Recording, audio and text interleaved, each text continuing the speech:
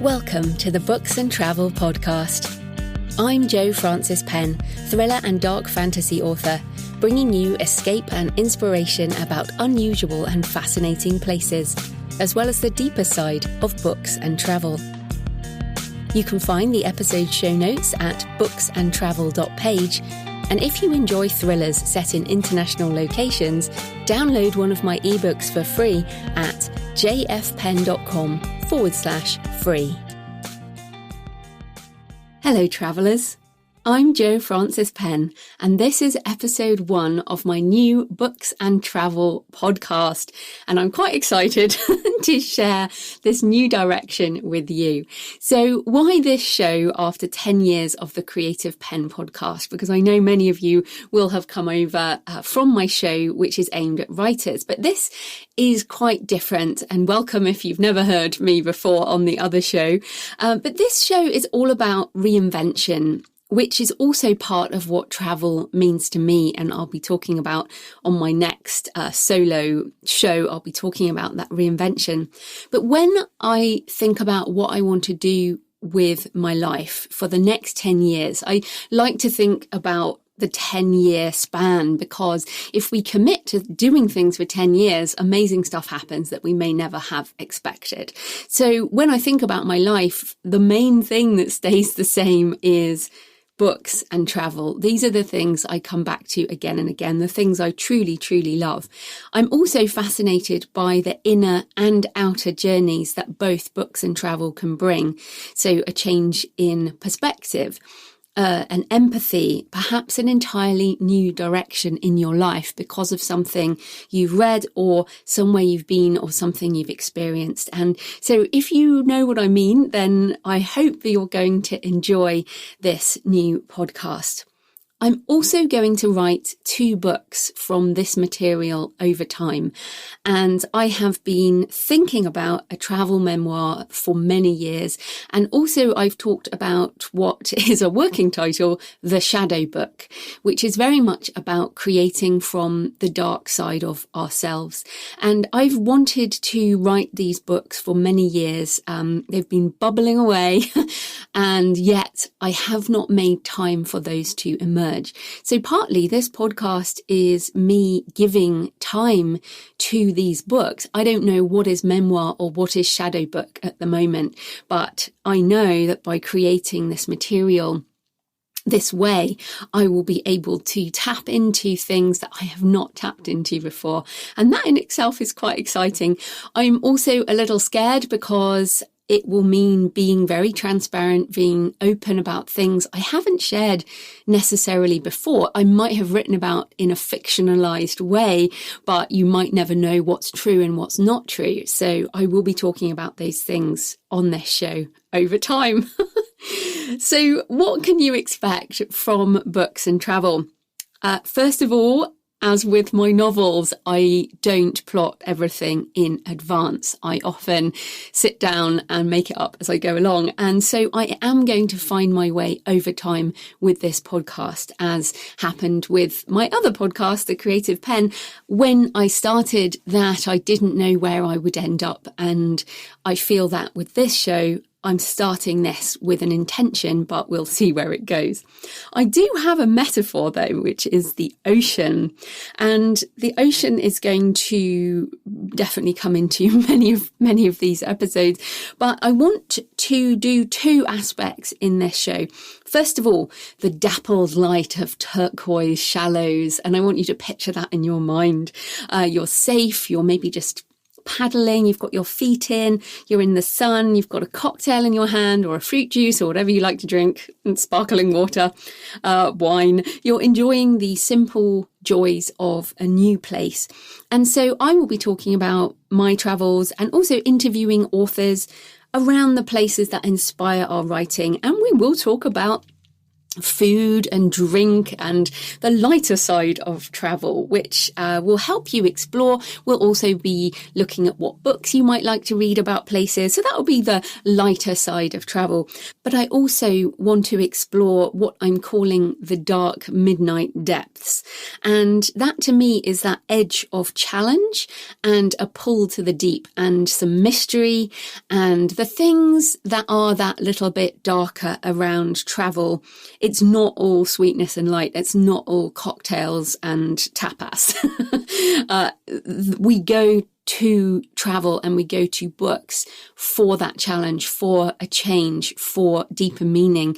And so I want to explore perhaps what is the most important exploration of all, which is the inner transformation, the inner journey. So I'll be talking about both of those things. Now, the booksandtravel.page website will have articles as well about things that continue to fascinate me. As this first episode goes out, there are articles on anatomy museums and also about London as a place and different things that you might be interested in over time as well. I will be sharing my photos on the website and also on Instagram at JF Penn Author. That's where I share my ongoing photos. But every single one of these podcasts and also the articles will have photos of my own that I will be sharing over time. And every month, I'm also going to do a reading list. So on the last day of every month, I'm going to try and be super organized. On the last day of the month, I will email out a reading list with links to some of the books and the places that might interest you from the month of content that goes out there, from the podcast, from book recommendations, from articles, that type of thing. And you can subscribe to that at booksandtravel.page/read. And as ever, if you just go to booksandtravel.page, you'll see all the links. Okay, so let's get into the topic of my first show. And I want to start with 3 trips that have changed my life, that have maybe even more than that, they have shaped my philosophy of life. And they're not necessarily the highlights, the best places I've ever been, but my life would certainly look a whole lot different if I hadn't experienced these things.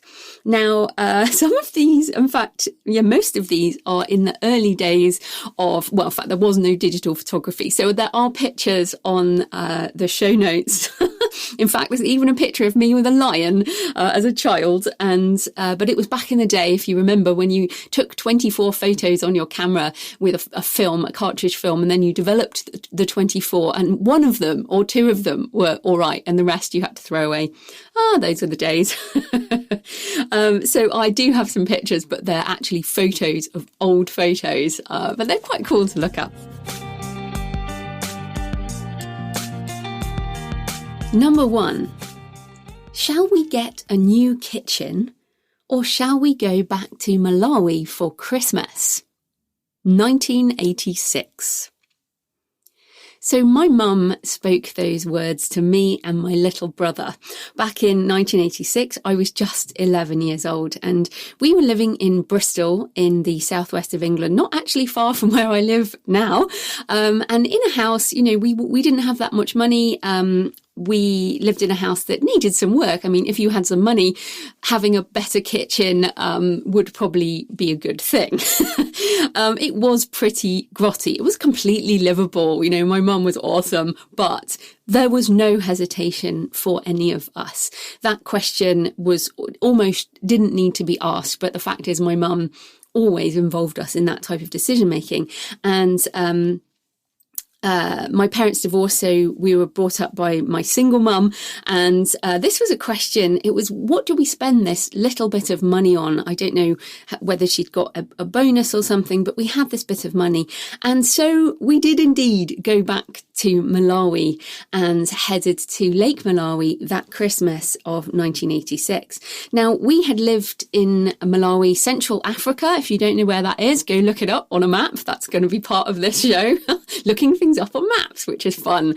But yes, we After my parents divorced, my mum went to teach in Blantyre at the Polytechnic, and a year or so after they got divorced, we went out as well. So this is not about living in Malawi, because to me that was not travel. In fact, that year of living there, going to school there, I'm not even talking about that today. What I'm talking about is this going back, this decision to go back, spending money on travel at such an early point. So I went to the school, and if you do want to have a look at the show notes, I went to St Andrew's School, and the picture of me with the lion comes from that time.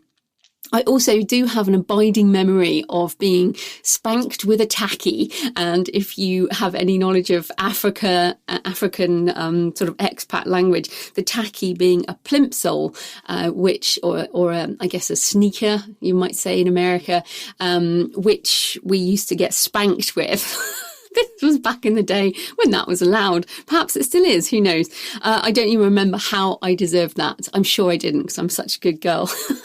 But I do remember flying the first trip. This was back in the day when there was smoking on planes, if you can believe it. I remember us being in the back of the plane, covering our faces with clothing, because my mum didn't want us to breathe in the smoke.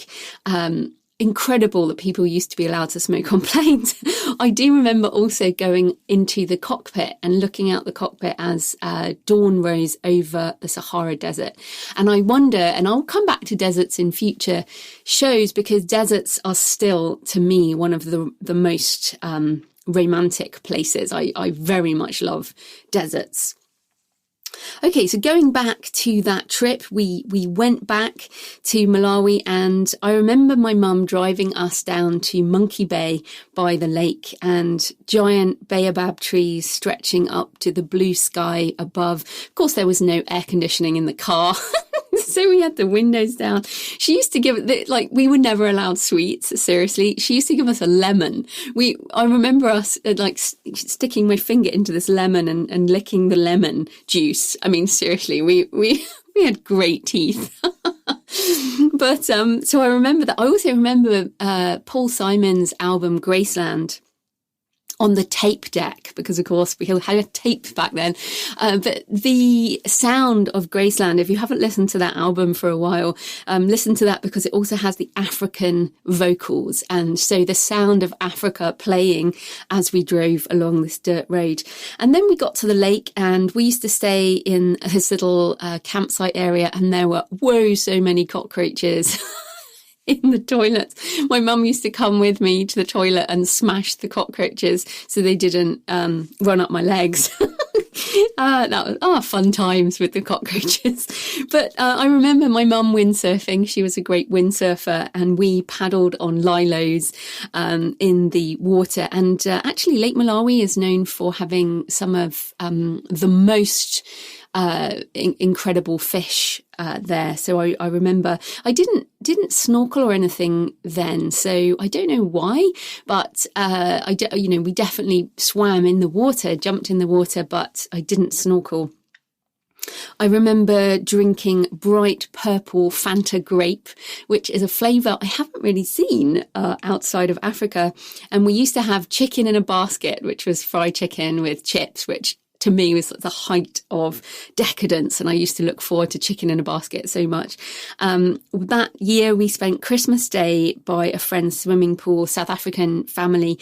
We had braai, barbecue, and the South African word for barbecue, for lunch. And I remember swimming in their pool and the warmth of sun on our skin, and wrapping paper around the pool, and just glorious, happy memories.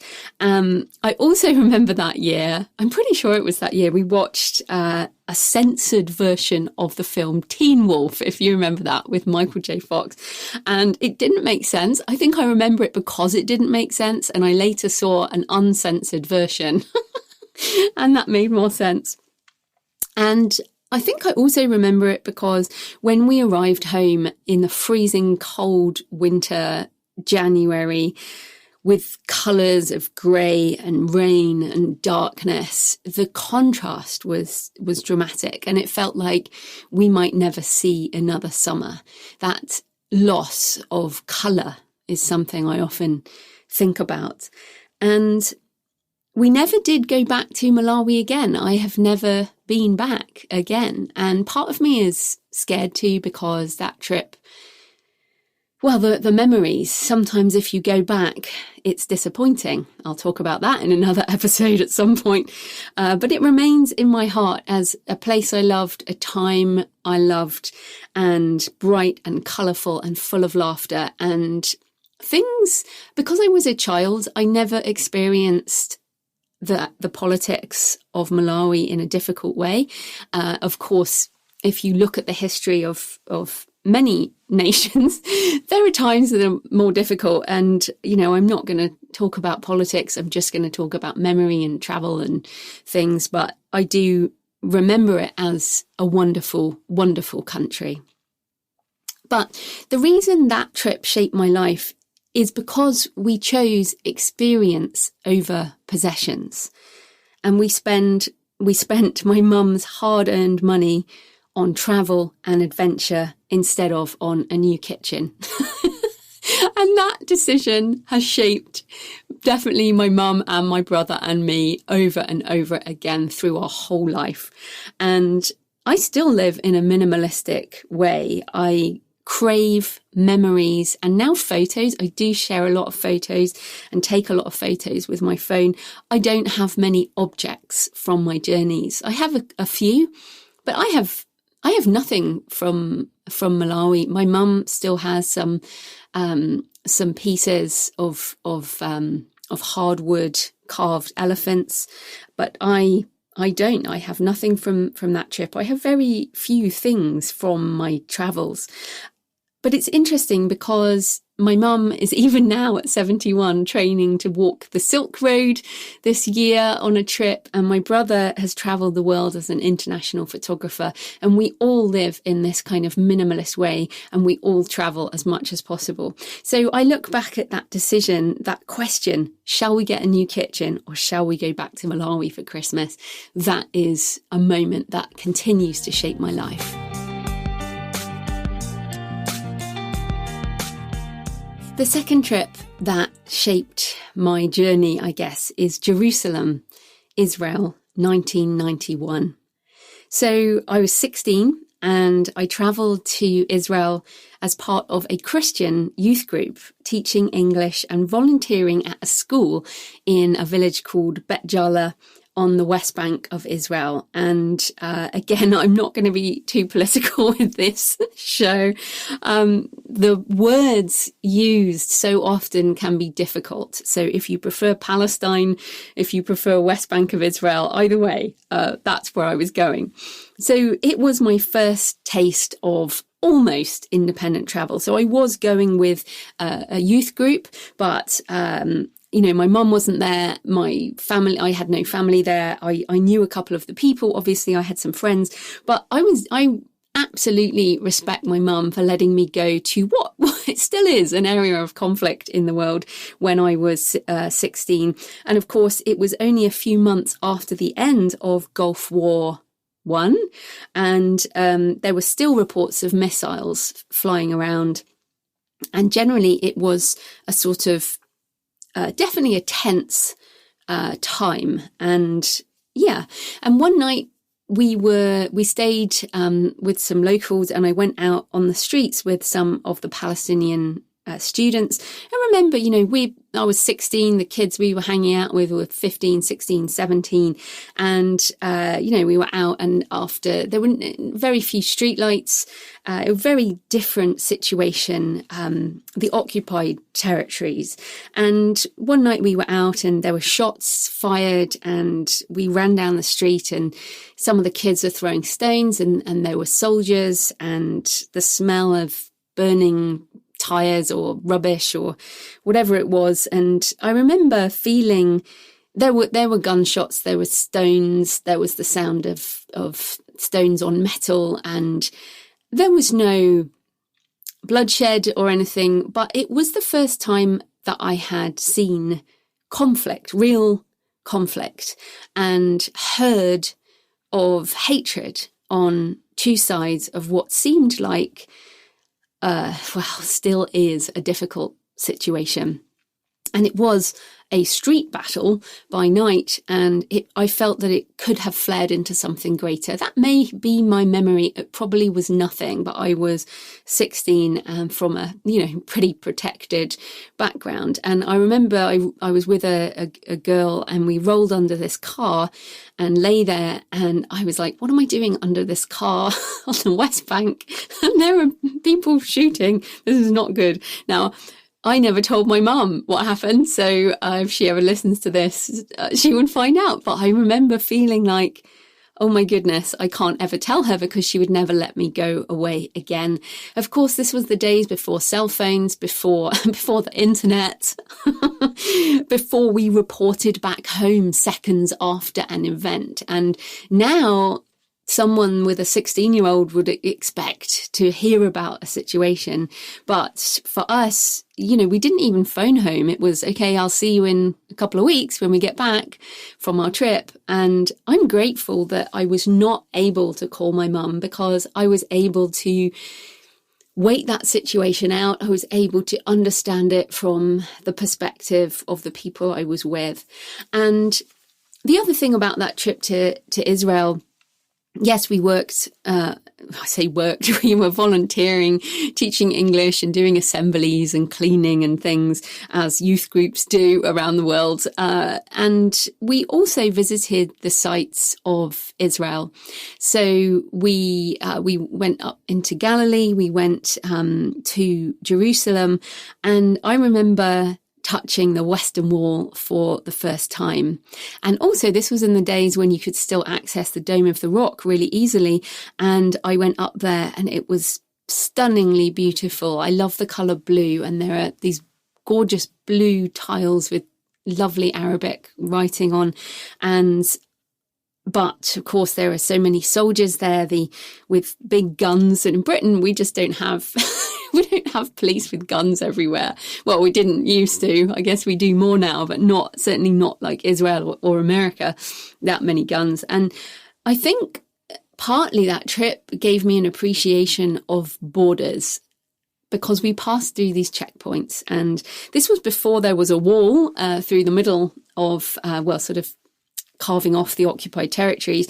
But we went through a lot of checkpoints, and I felt like an other. And the word other with a capital O is something that comes up again and again in my fiction.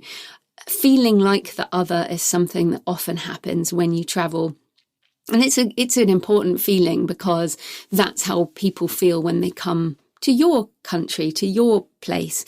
And so I felt like the other. I understood borders. I felt an undercurrent of tension that, of course, has exploded again and again. I also saw another side to the history of religion, and I did have a faith at that time. I had a Christian faith, and so I was in the Holy Land. I was in the city where Jesus had walked, and here Abraham had taken Isaac up to sacrifice, and all of this. And I was experiencing the deep historic and religious resonance in the place.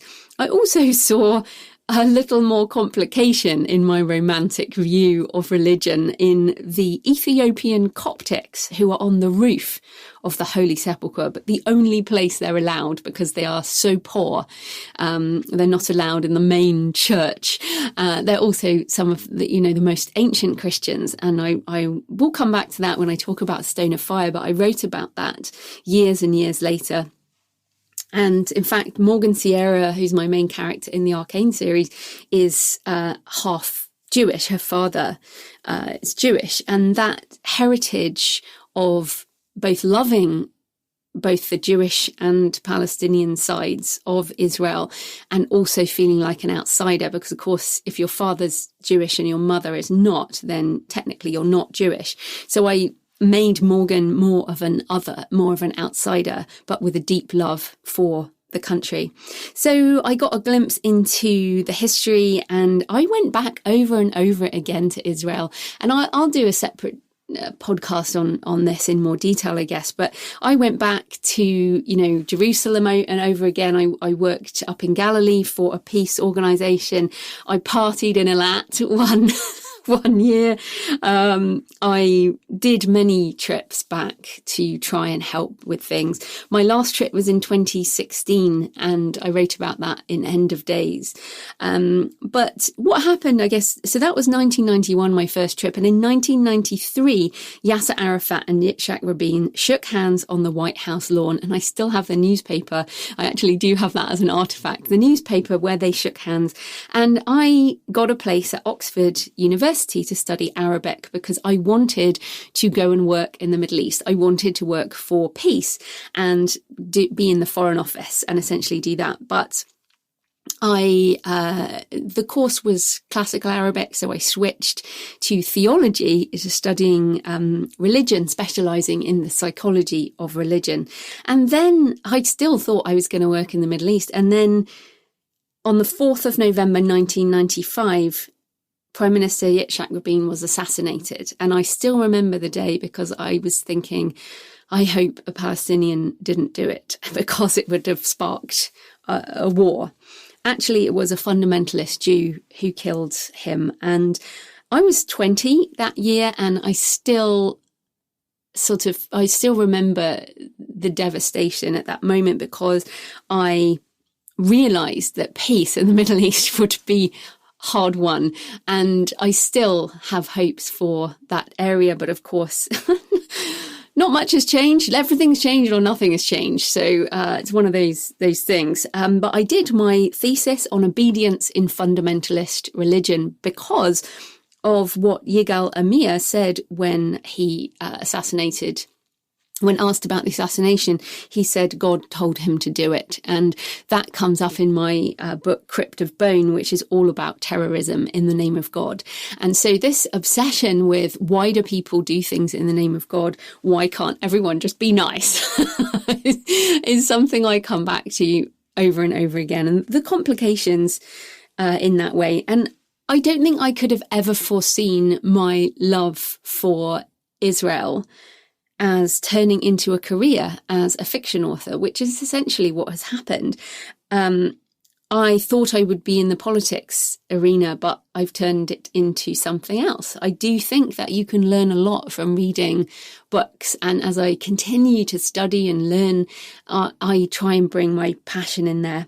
I would also recommend The Source by James Michener, a fantastic book which I read again and again, and it brings the history alive around the biblical Armageddon, a city called Megiddo, and that book is really brilliant, so definitely recommend that. So that's the second trip that really shaped my life, Jerusalem, Israel in 1991. And the final trip I want to talk about is blue water sailing on the tall ship Soren Larsen from Fiji to Vanuatu, 1999. So 1999, remember, pre-millennium, I was living in London. I was working as a business consultant. I was essentially using caffeine tablets and coffee and painkillers by day and alcohol by night, quite a lot of alcohol to get me through a job I hated. I was basically implementing accounts payable and financial systems into large corporates. I'd been doing that since I had left Oxford in 1997. Now, it was great money being a management consultant. It was also an incredible party time. If you remember pre-Enron, those of you in the corporate space, pre-Enron, there was a lot of money in consulting. And before many of those companies were split into different areas because of mismanagement, that happened with Enron. Essentially, we were partying hard. There were huge expense accounts, and this was preparing for the millennium bug, if you can remember that disaster that never happened. So I was living in London, but I was working in Brussels.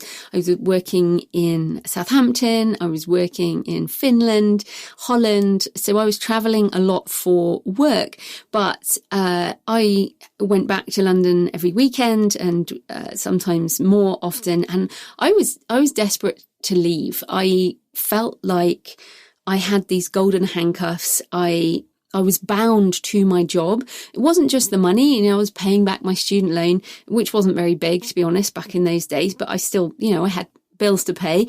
But it was also the expectation of society, not just my friends, I guess, but also the sort of climb the corporate ladder, do this thing and settle down, be responsible. You've had your flitting around, because I'd taken a year off before I went to university, and every summer I'd done other things, to be told at other points.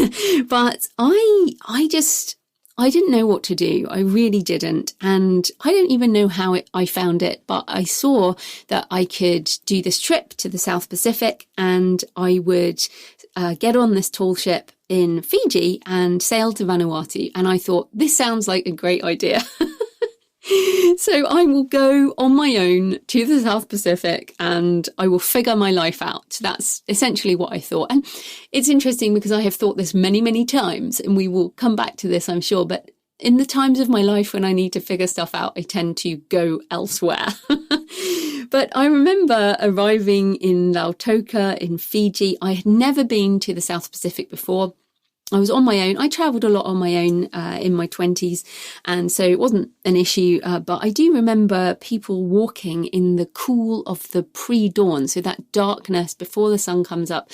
I distinctly remember people walking there, and the bright hand-painted adverts on buildings, which is so different. I think that's quite common in the South Pacific, but not in the UK or America or other places where often they're, sort of put on with glue or whatever. There were little shops. I think this is another aspect, these small shops selling things as opposed to big superstores. And also this mix of Fijian Indian and also the native Fijian South Pacific people who looked quite different. Even though Fijian Indian are now Fijian, they have a very different history. So the skin tone was different, their names are different, and again the politics of Fiji the politics and history is fascinating. Another time. I have so much to talk about on this new show, so I'll get to everything over time. So anyway, I arrived on this tall ship, and I haven't written about this trip at all yet. I do have a book that I want to write, a novel set on a tall ship, so I will no doubt get back to this. But I joined the Soren Larsen, and we were paying passengers, but we became part of the crew.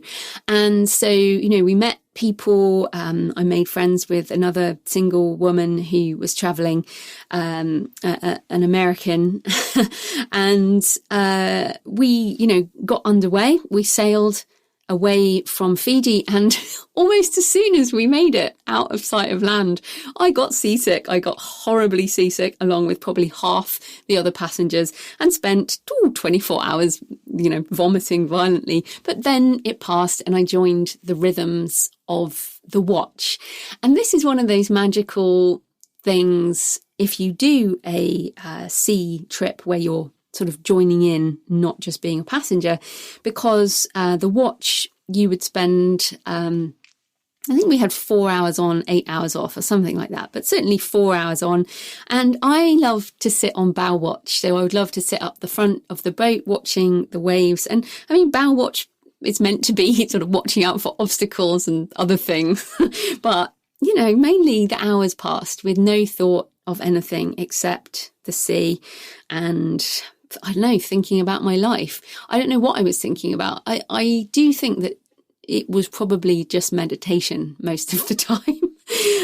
It did rain for days, and I remember the water sort of on those, some days, water coming up on the decks, and it could be quite violent in ways, but it didn't matter because I could not be the person that I was in London. I was a different person out there on the ocean.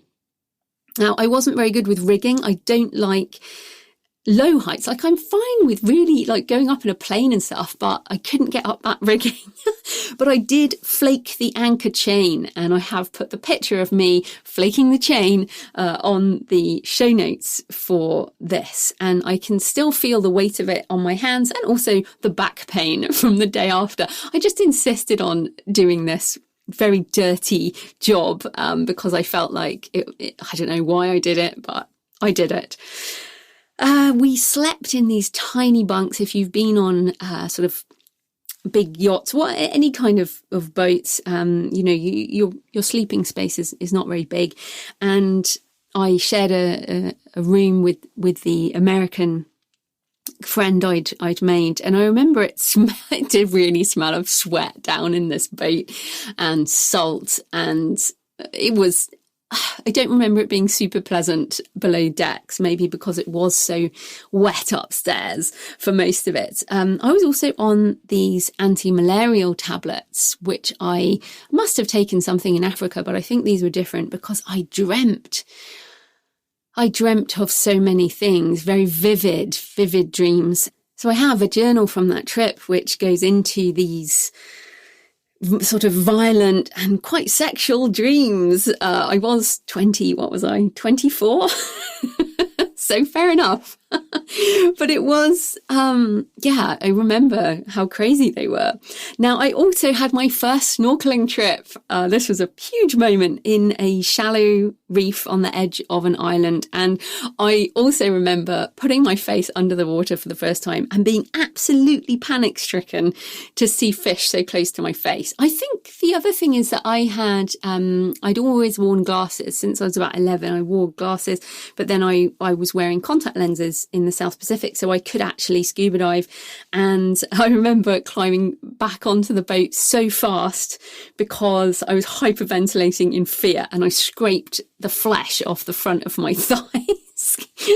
But then I calmed down, and eventually, obviously, it really hurt when I got back in the water, but I did anyway, and it was magical. And I saw turtles for the first time, and the fish, and it was the first time I'd sort of been in tropical waters, and the beginning of my love for scuba diving, which is again something else I will talk of at another time. And I also, on that trip, we went to the island of Ambrim in the Vanuatu and walked up this volcano, and the smell of sulfur and the black dirt, it was so black, this volcano, and sort of that black sticking to sweat, and the jungle of that island was so different to being on the boat out in the water.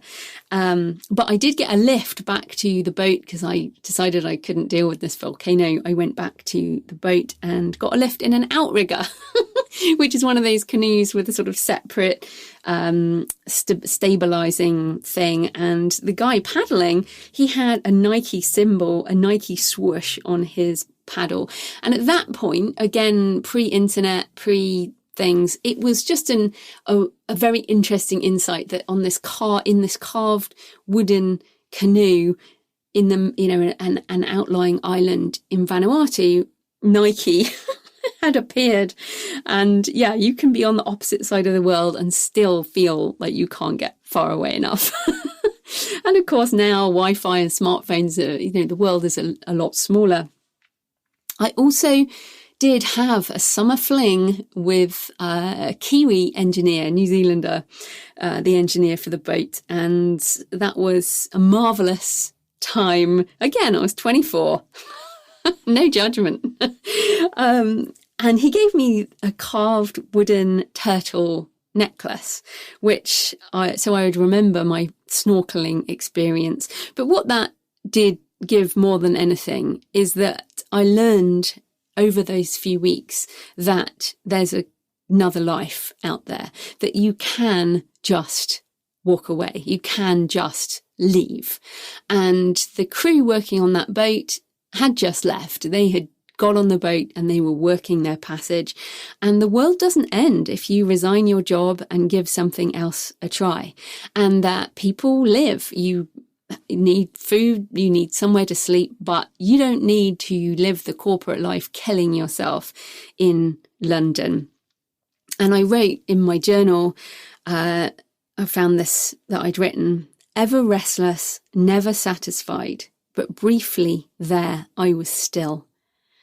And it's interesting to read that because I am still ever restless. I am still never satisfied. And there are these moments of stillness. But I returned to my job in September 1999, but I had made a decision to change my life. I resigned on my 25th birthday in March 2000 and headed to Perth, travelling around Australia and on to New Zealand, sparked by my summer fling. Of course, I never saw him again. But I only moved back to the UK in 2011 after leaving in 2000. Obviously, I came back to visit my family.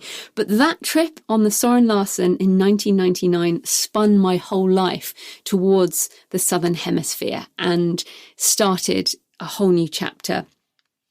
Now, whenever I go back to Auckland, I walk down the Viaduct Harbour in New Zealand along the wharf where the tall ships moor up. And I actually think the Soren is now in Sydney Harbour. But I have seen the Soren in Auckland, and I also saw it once in Tonga. And it just makes me smile to remember that trip and to think that just a couple of weeks on that boat changed my life. So those are the 3 trips that have shaped my life of travel and writing and that changed the direction of where I was going, I guess, and things that I still remember made a difference. I would love to know what you think about this new show. You can leave a comment on the show notes. Just go to booksandtravel.page /podcast and you'll see episode 1. You can leave a comment there. I would really love to know what you think. And also if you have any questions or thoughts, and over time I'm going to be sharing a lot more on this show about my personal journey and also have interviews with other people on how travel has changed them. So happy travelling, and I'll see you next time. Thanks for joining me today on the Books and Travel podcast. I hope you found a moment of escape. You can find the episode show notes at booksandtravel.page. And if you enjoy thrillers set in international locations, download one of my books for free at jfpenn.com/free. Happy travels until next time.